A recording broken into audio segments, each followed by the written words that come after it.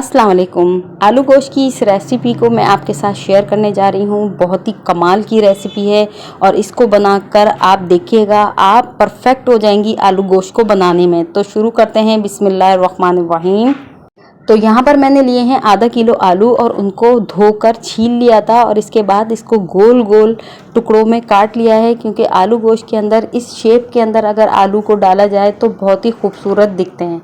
तो यहाँ पर आलूओं को धोकर पानी में भिगो दीजिए और इसके बाद मैं लूँगी 1 किलो के करीब गोश्त मैंने यहाँ पर हड्डी वाला इस्तेमाल किया है और रूखा गोश्त भी लिया है और इसके साथ थोड़ी सी चर्बी वाला गोश्त भी इस्तेमाल किया है। तो इसके अंदर ऐड करेंगे हम 2 खाने के चम्मच अदरक लहसुन का पेस्ट, 1 चाय का चम्मच हल्दी पाउडर इसमें शामिल कर देंगे, 1.5 खाने का चम्मच धनिया पाउडर इसमें शामिल कर देंगे, 2 खाने के चम्मच लाल मिर्चों का पाउडर इसमें शामिल कर देंगे और 1 खाने का चम्मच इसमें जाएगा नमक और कुछ खड़े गरम मसाले इसमें शामिल करेंगे, जिसमें जाएगा 1 चाय का चम्मच ज़ीरा, 2 दालचीनी और 5-6 लौंगे और आधा चाय का चम्मच काली मिर्चें और 2 काली बड़ी इलायची।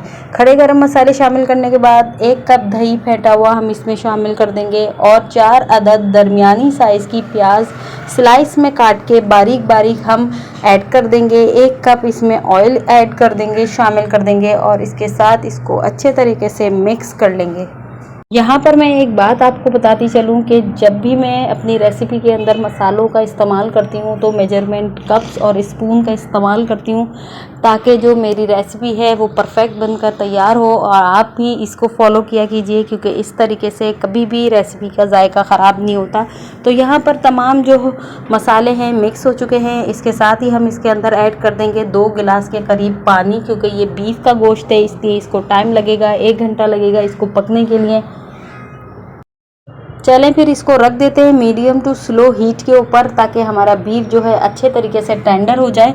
और यहाँ पर जब मैंने 1 घंटे के बाद इसको खोला तो बीफ अच्छा खासा गल चुका है और भुनाई की तरफ जा रहा है। तो यहाँ पर मैं हीट को फास्ट करके यानी तेज़ करके इसकी भुनाई कर लूँगी और भुनाई ऐसे करूँगी कि जो हमारी प्याज़ें हैं उसको मैश करती जाऊँगी और भूनती चली जाऊँगी। तो यहाँ पर जब ये ऑयल सेपरेट हो जाएगा तो मैं इसके अंदर शामिल करूँगी आलू और आलू शामिल करने के बाद इसको मिक्स कर लेंगे और मिक्स करने के बाद इसके अंदर इतना पानी हम ऐड कर देंगे कि आलू भी हमारे गल जाएं और शोरबा भी हमारा बेहतरीन सा बन जाए।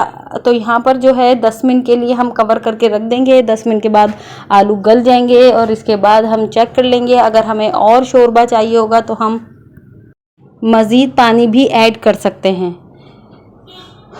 तो देखते हैं, अब आलू हमारे जो है गल चुके हैं और बेहतरीन सी खुशबुएं हो रही हैं। मज़ेदार से आलू गोश्त जो है बनकर तैयार हो चुका है। देख सकते हैं आप कितना ज़बरदस्त सा ये बन के तैयार हुआ है।